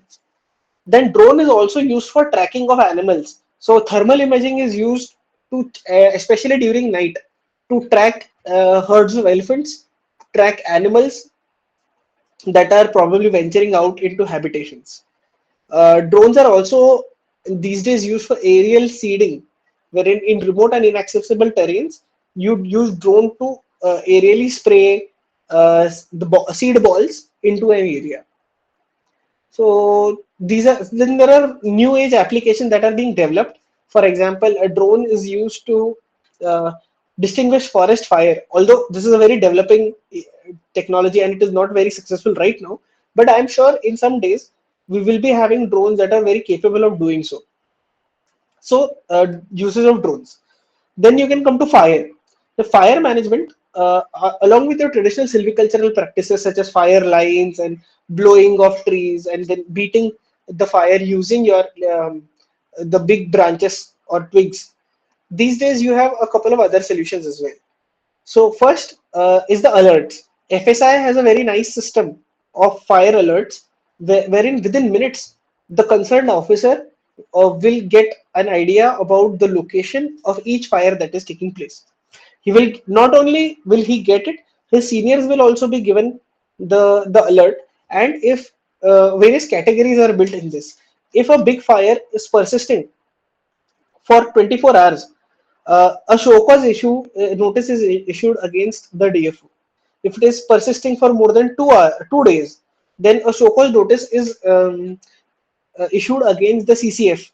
And then for more than 3 days, then the PCCF, the show cause notice is issued. Of course, this is an administrative thing and it differs from state to state, but this is the use of the FSI. So for fire, you are using the satellite imagery, satellites such as MODIS and IRNSS. Along with that, you have drones that can be used. You have leaf blowers, right? Leaf blowers are one technology that is a real boon to foresters. wherein during pre-fire season, leaves are blown away or are collected in one area and then burnt or taken to some other place, so that they do not add fuel to the fire when actual fire takes place. And during actual fire, the same leaf blowers are used to divert or to reduce the intensity of the fire. So yeah, these are some of the technologies that are used in fire protection. Hmm, am I missing an area? Is there any other section that you would like me to talk about for use of technology?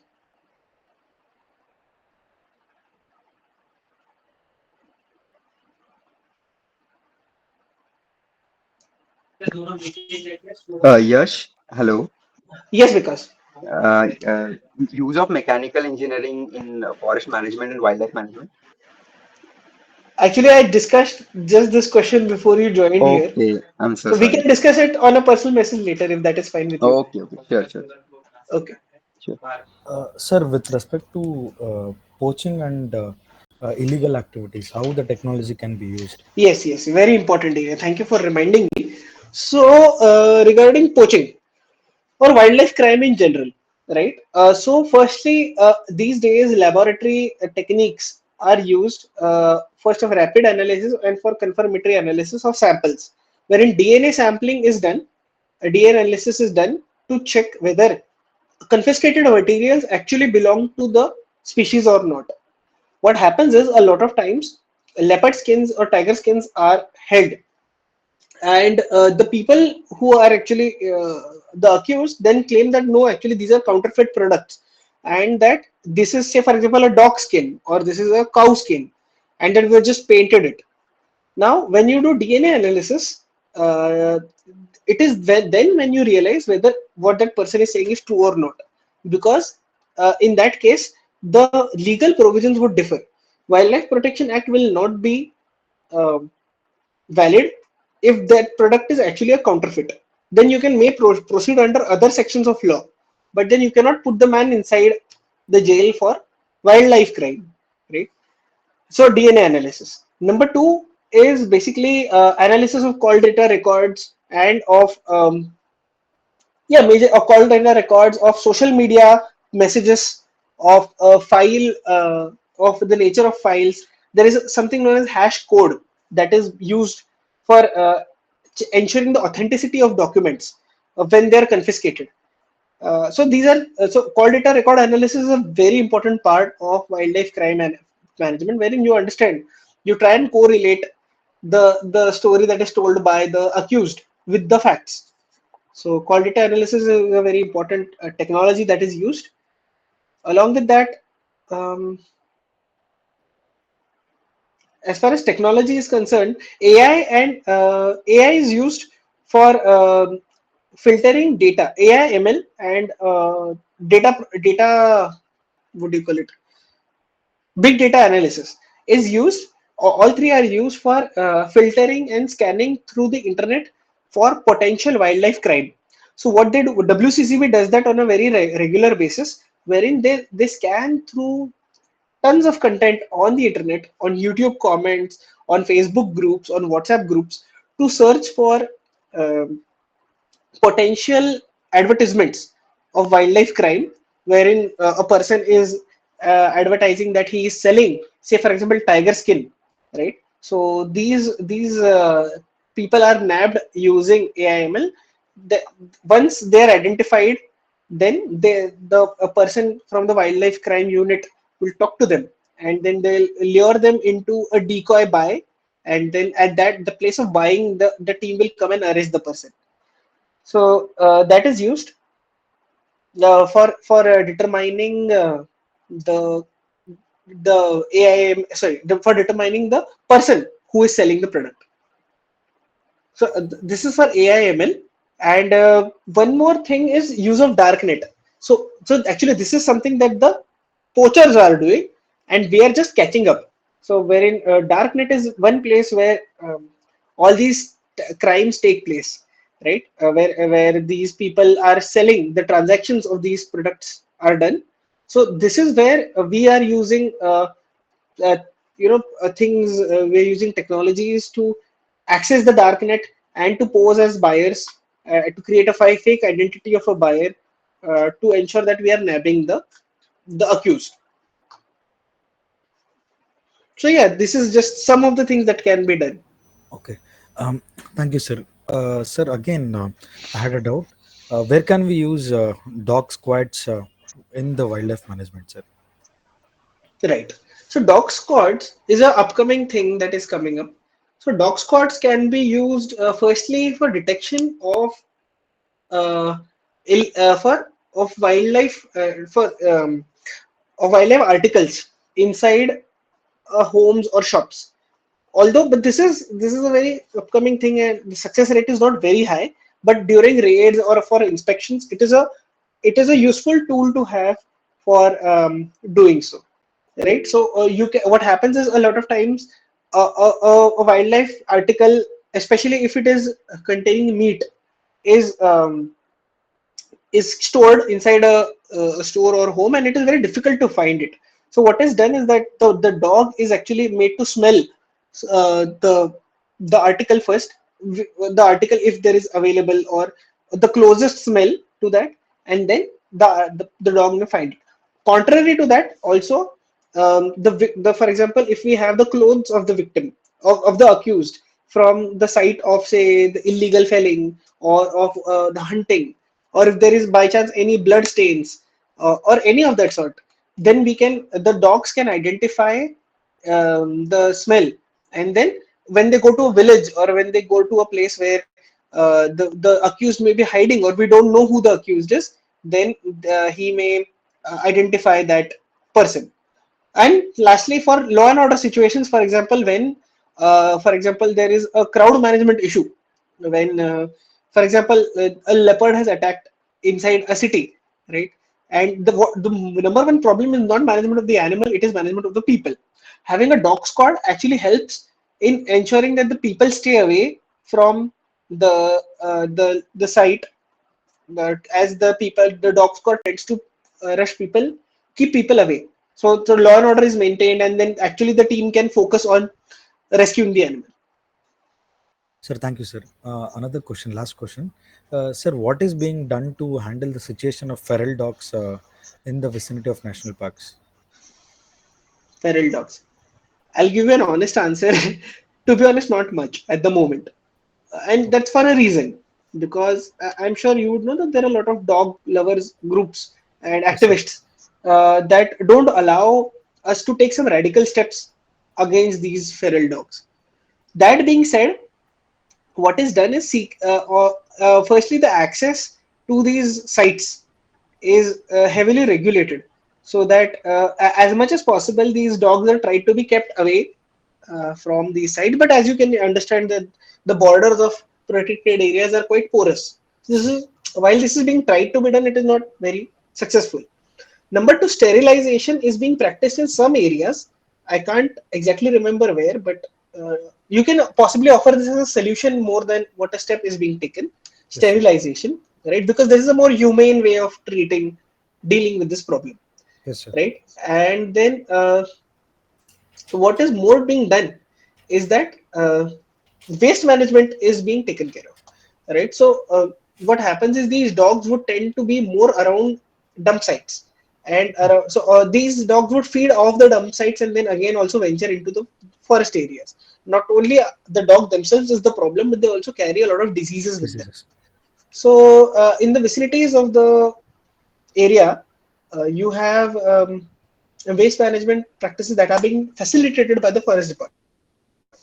For example, in the vicinity of Jim Corbett, there is a group that is being developed known as Paryavaran Sakhis, right? Yes. So Paryavaran Sakhis are women who are given a scooter, I'm sorry, a electric small truck, mini truck, Yes, sir. and then they go from house to house collecting the waste, and then they are brought at a certain common point and which is processed, and large effort is being done to ensure that these waste does not end up in the dump site. Either they're incinerated or they're upcycled.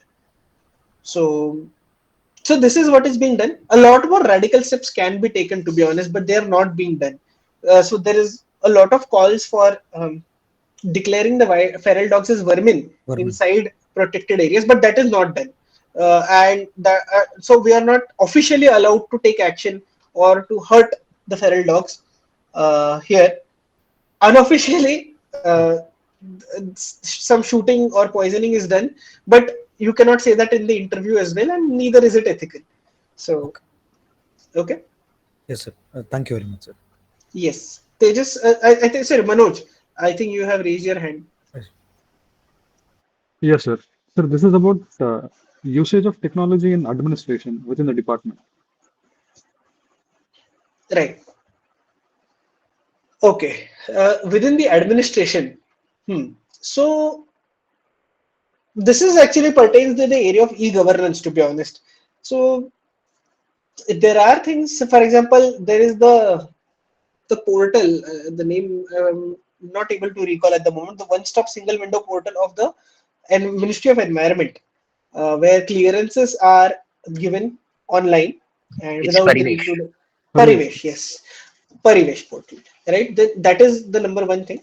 And then for file management, a lot of these days, your government offices follow the e-office and the e-filing systems, right? That ensure that the work is done digitally with minimal use of paper, and that ensures that integrity of the documents is maintained. Um, then the office management practices such as leave management and all in many states, such as in Maharashtra, it is being done online, right? But then this is a very I would say generic answer that you can use from your CSE experience also when it comes to administrative things. Only Parivesh is one major thing where you can clearly say that, even in administrative things, technology is used. But if one can go outside of administration, you say that use of technology is done for other purposes, such as, for example, preparation of maps. Uh, so many important maps, such as distribution of animals, fire hazard analysis, fire incident analysis, then land use management, etc., or watershed management are made using GIS methods. And some of the softwares that are used as QGIS, right? So these use a lot of filters, such as satellite data is used, existing maps are used. Then you can yourself also add locations to these maps, and these create beautiful illustrations, which is very important for us for management of forests. For example, now that I have incidences of human wildlife conflict, I have a map showing incidences of fire hazards, I have a map showing incidences of land use, and if I am to decide the location of, say, for example, an anti-poaching camp, or if I am to decide the location of the forestry works, for example, if I have 12 months, in which month should I do which operation in which location, these decisions but become much more data driven using QGIS and RIS systems. So these are things that can be used. Thank you, sir. Yes, Ravindra, I think you've raised your hand. Oh God. Yeah. Hi, Yash. Can you provide some best practices for fire hazard management in places? Yes. Thank you for that. I had actually forgotten about that question. So there are some general practices and there are best practices. I'll just quickly tell you the general practices. There are, first and foremost, is fire line creation. Then there is maintenance and operation of anti-poaching camps or fire camps that are built where so that people, your staff is dispersed through the forest areas and they can respond very quickly. Then there are rapid response teams that are created. Along with that, in the pre-fire season, leaf blowers are used to clear the forest floor of the readily inflammable materials. Now, then watchers are employed on a seasonal basis to ensure that adequate staff is present with the department. These are the major issues, major general steps. Now I'll talk about the best practices. Now, in Maharashtra, in the Medghat region, there was something known as a Anghi Kar Mukt Abhiyan, right? what it means is basically the forest fire free campaign. So here what was done is that a reward system was created wherein each of the village was told that if you follow a certain amount of steps by yourself, forest fires will not take place in your jurisdiction. And if you follow them and then there are no forest fires, we will reward you with a XYZ amount of money.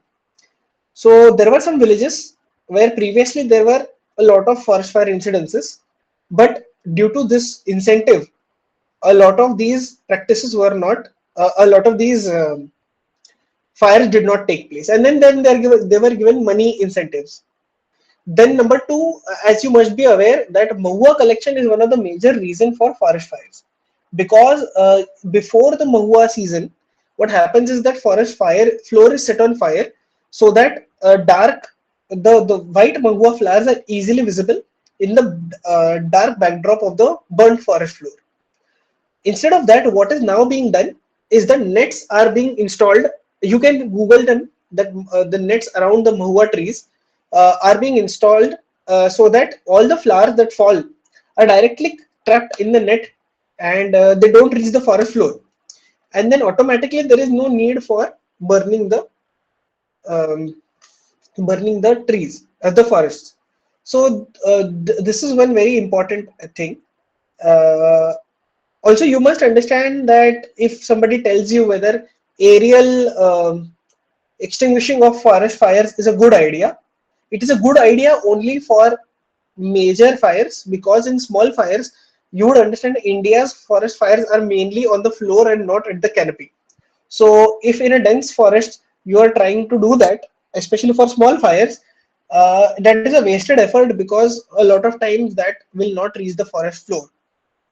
In major fires, yes, uh, all efforts must be made to use whatever technology we have. So in that case, uses of helicopters from the Air Force and all is a good idea, but not in small areas. And regarding forest fires, just give me a second, I'll recall if there is any best practice that I can think of.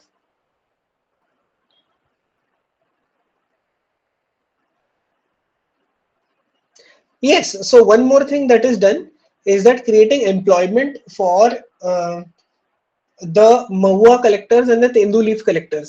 So number one, firstly, in the pre-fire season, they are allowed access to the forest to collect as much as they want. I mean, of course, as long as it is regulated. And then during the fire season, the same people are employed as watchers to ensure that they inform the department quickly, and then they rush to the site of the fire um, to quell the fire. And then more things such as mining mafias or illegal poachers, the more and more jobs that you will give to the youth in these areas, the less and less will be the people who will engage in such fires to clear the land for encroachment purposes. What happens is these mining mafias and all, they want these lands for mining, but they cannot quickly clear the area by themselves. So what they do is they set the place on fire. Same for poachers, because then the wildlife comes out. So in this case, if you are employing these people beforehand, that's a very good idea, and that is done in a lot of places, such as in Betul. Skill development activities are taking place in the Betul division of Madhya Pradesh, so that these youth are not employed in these antisocial activities. So I think, yeah, these are some of the best practices that I could think of for as far as fire management is concerned. Sir, with respect to forest fire only, can we use any soil moisture conservation structures as a solution? Is there any application of that? Yeah, the thing is, soil moisture conservation, if the idea is that we can use the water from these structures, for example, check dams to spray over the fire areas, that is not going to be very feasible, because if you can understand that the area over which the forest fire takes place is massive, right? Sometimes hundreds of hectares of forests burn at one time, and you can imagine that the amount of water that would be needed to do this would be immense, and to use that kind of water would be difficult for such matters. Okay, sir, is there any solution with respect to integrated watershed management? uh, in dealing with any forest management or anything? The solution is decentralized operations, wherein the more localized and the more closer to the area of the watershed, the interventions you can do, the better it is. Instead of having one big dam at the in the middle of the course of the river, if you can have a lot of small check dams in the upstream areas, it will be better to conserve the soil and to retain water. So always remember, the more upstream you are and the more localized solutions you have, the better your integrated watershed is going to be. Also, people's management is extremely important because and without the people's participation, the staff simply does not have the resources to build or to maintain such structures. So in Uttarakhand, in a lot of places, NGOs such as Chirag, NGOs such as yeah, majorly at the moment I can recall only Chirag. There are a lot of NGOs that are doing this, wherein they are taking the people together. Goonj is another NGO that does that, where they take these people together and they encourage them to give Shramadhan and build these structures by themselves. That saves the department a lot of effort and also ensures that the people are invested in this and they also derive certain benefits from it. Okay. Thank you, sir. You can use these examples of NGOs. This will be really nice for answers. Yes, sir. Some practices for illegal logging as well, illegal logging management, if there is some practices done by forest officers. Right. So so actually, that is one area where relatively less technology is used because this is where your presence of staff is important. So staff being present in the area is the best uh, way to prevent illegal practices going on in your area, especially with regards to logging. But yet, uh, if you want to still ask about best practices or use of technology, you can use CCTVs at check nakas so that even with the connivance of the staff, truckloads of uh, logs are not taken away. Or this thing, what you can say, you can use satellite imagery to find out whether heavy logging takes place in any area. Right. So these are small things that can be done. You can use a blockchain to ensure that ethically the wood produce that is being used by major industries is ethically sourced, so that there are certifications also. I'm sure you must be using the transfer of custody certifications that are used in forestry these days. If blockchain is used, then they won't be tampered with. And then say for example, today you have a furniture industry and you want to source the timber for it ethically, you can use uh, these blockchain certificates to ensure that if there is a dealer who tells you that this is a sustainably or ethically harvested timber, it is actually true and that he is not making up certificates. I have time just for one last question because I have to go somewhere. So I think Vikas has raised his hand. Vikas, you Yes, can ask. yes. Regarding forest fire management, immediately what steps needs to be done as a DFO? Can we employ or coordinate with the state departments or the state disaster management authority? Yes, you can, but disaster management authority would come in quite late. But first, what you should do is you should coordinate with the panchayat members. You should coordinate with one panchayat if there are in your area. Hmm. You can engage with watchers. So you have the authority to employ seasonally. I think a lot of watchers. There is a special budget that comes to you, so you should Hmm. employ watchers which are locals from that area, right?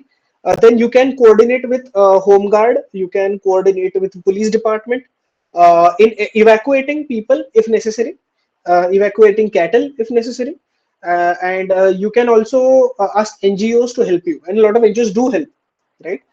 Along with that, what needs to be done? You need to inform your superiors, right? Uh, Hmm. that such and such incident is taken place and that you are actively dealing with it.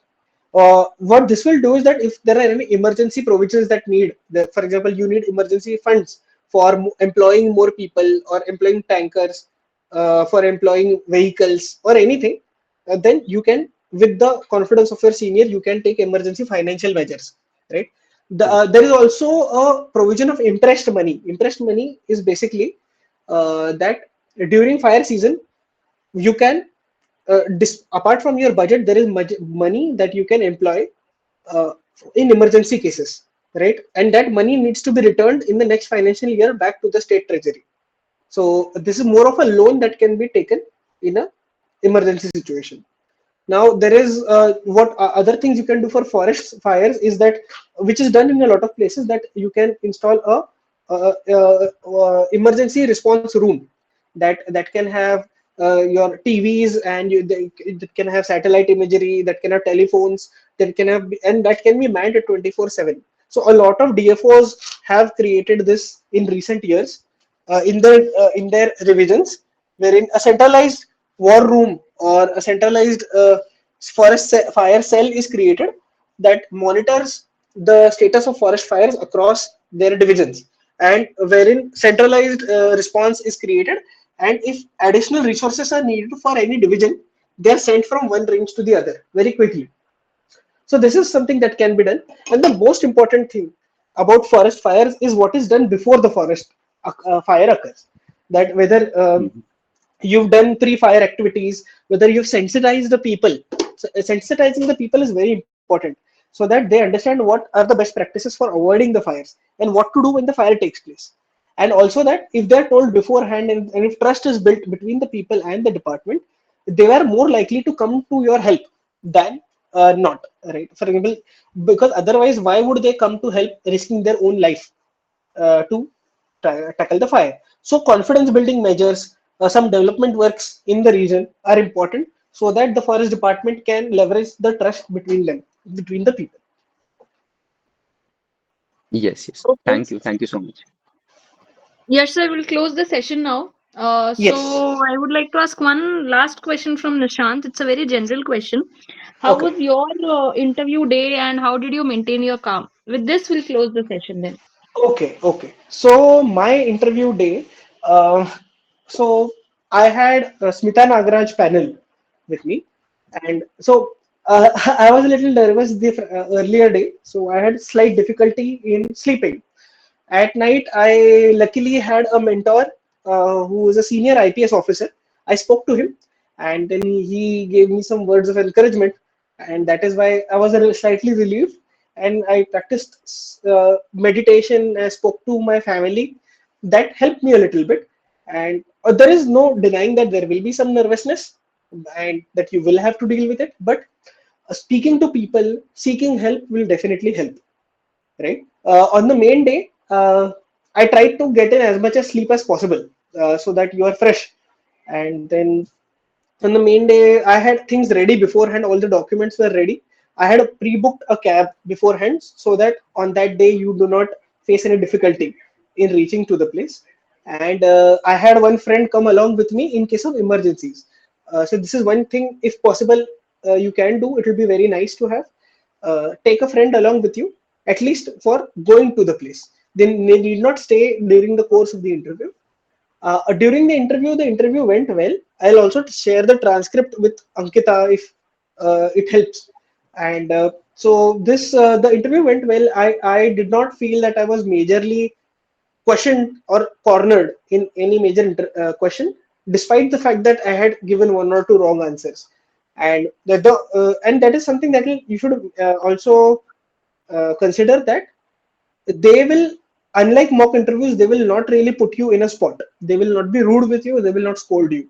So you should be comfortable in that, but not too comfortable that you actually say something inappropriate.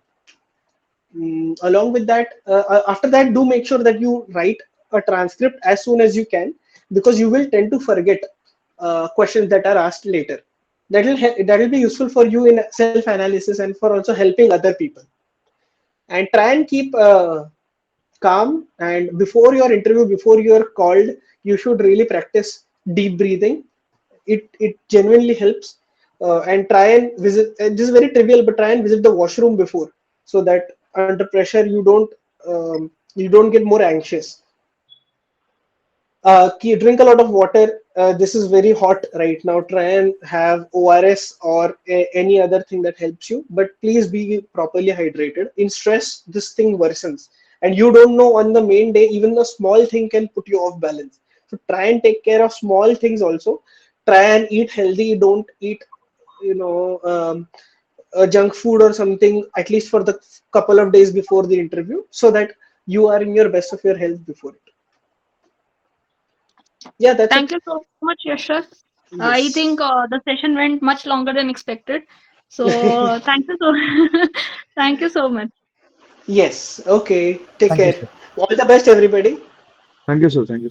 Thank you. Thank you, Thank sir. you so much. Thank you.